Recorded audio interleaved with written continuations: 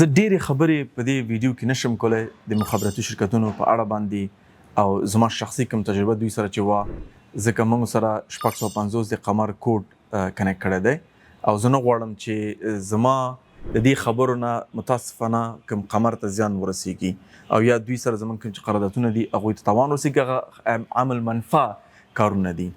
لیکن زه دا شواهد لرم په خپل شاهد ما چې مخابراتي شرکتونه باید خپل ځان اصلاح کی دوی باید خپل سیستمونه جوړ کی دوی چې څنګه منظم ښکاري بیرون نه متاسفانه داسې منظم نه دي نو چون نشم کولی په دې مورد کې ډېرې خبرې وکړم دې موضوع باندې لیکن زه غواړم یو څو خبرې دولت ته وکړم اترا ته وکړم د وزارت مخابرات ته همداسې عوامو ته چې ولې زموږ نن دا حال دی په 2014 کال کې موږ باید دا شکایت ونه لرو چې زموږ پیسې ورکېږي یا زموږ انټرنیټ سلو دی یا د انټرنیټ کیفیت کم دی موږ باید په 5G او په 6G باندې بحث وکړو نه چې زموږ په GB باندې بحث وي انلیمیټډ انټرنیټ باندې بحث وکړو موږ پوسټ پیډ سیم کارتونو باندې بحث وکړو موږ به په دې بحث وکړو چې یو سیم کارت به وي کولی شي چې ته نیټورک بدل کړي که نن د MTN اغوستی دی همدا سیم کارت نیټورک ته بدلولی شي لازم نه دی چې موږ بار بار سیم کارتونه واخلو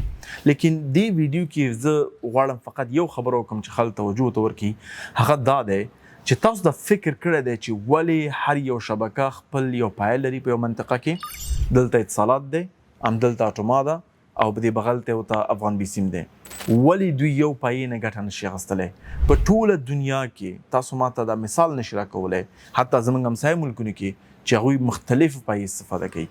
ولې دوی یو بل سره کار نه کوي که چیرته مشکل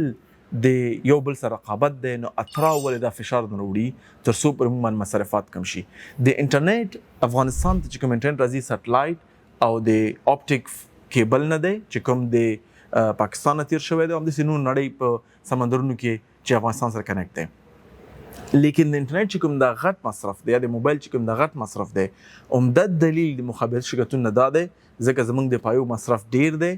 موږ برق نه لرو سولر سیستم صحیح کار نه کوي نو موږ باید جنریټر استفاده کوو نو ټول نه مهم پوښتنه دا ده چې ولې تاسو نه یو ځای کوئ سره د باندې باید خلک بحث وکړي د باندې باید خلک پوښتنې وکړي که چیرې دا ناممکن نه دی دا ټیکنالوژیکلی مکمل ممکن دی حتی سلام همدا کار کړی دی نو که چیرته یو شرکت فکر وکړي چې افغان بیسیم په نورستان کې دی او اټوما هلته راځي اترا کولی شي چې په اټوما باندې فشار د فیس واچوي چې افغان بیسیم ته به ورکوي لیکن د ټول نیټورکونو په تماس کې وي ضرورت به نه وي چې یو کس 5 سیم کارت ځان سره وګرځوي ضرورت به نه وي چې موږ ډېر غټ مصرف ورکړو ضرورت به نه وي چې بېمانه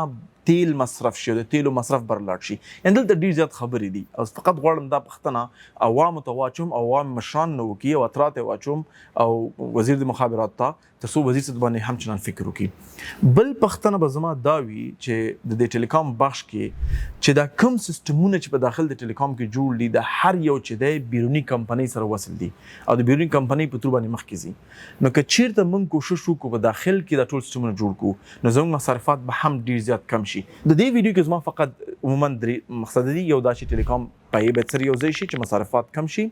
دویم دا چې مصرفات باید مکمل وکتل شي چې موږ ته په کوم قیمت انټرنیټ راځي او په کوم قیمت موږ ته خرڅول شي چې دوان سټلایټ او دویم د فایبر نورج کوم کیبل دی او دریم پوښتنه مې دا ده کوم سیستمونه چې موږ بهر کې آوټسورس کړي دي ټیلیکام کمپنیګانو چون د هغه بهر خلکو معاشات مصرفات هر څه ډېر قوي وي که هغه موږ داخل د افغانستان ته راوړو نو مصرفات معاشات به هر څه کم شي نو په خلکو به د انټرنیټ فشار کم شي بلکې دا امکان نه لري چې خلک خپل سیم کارتونه سویچ کړي یو سیم کارت دی لیکن ته کولی شي چې افغان بیسیم ته سویچ کړي اټوما ته سویچ کړي بل ته سویچ کړي ځکه چې ډېر ځایونو کې افغان بیسیم یا بل شرکت کار نه کوي ته کولی سویچ کړي او د هغوی نه ګټه واخلي او هغوی داخل کولی شي چې کنیکټیوي جوړه کړي یو بل سره او مشکل نه وي چې هر سړی باید 5 سیم کارت ځان سره وګرځوي زه کولی شم په دې موضوعات باندې بحث هم وکړم خو فکر کوم که دغه درې مشکلات حل شي نو د افغانستان کې به عمده مشکل د خلکو حل وي او امید لرم چې دغه ټیلیکام شرکتونه خپل ځان جوړ کی او چې کوم فکر ما شخصا د دوی په اړه باندې کړی وو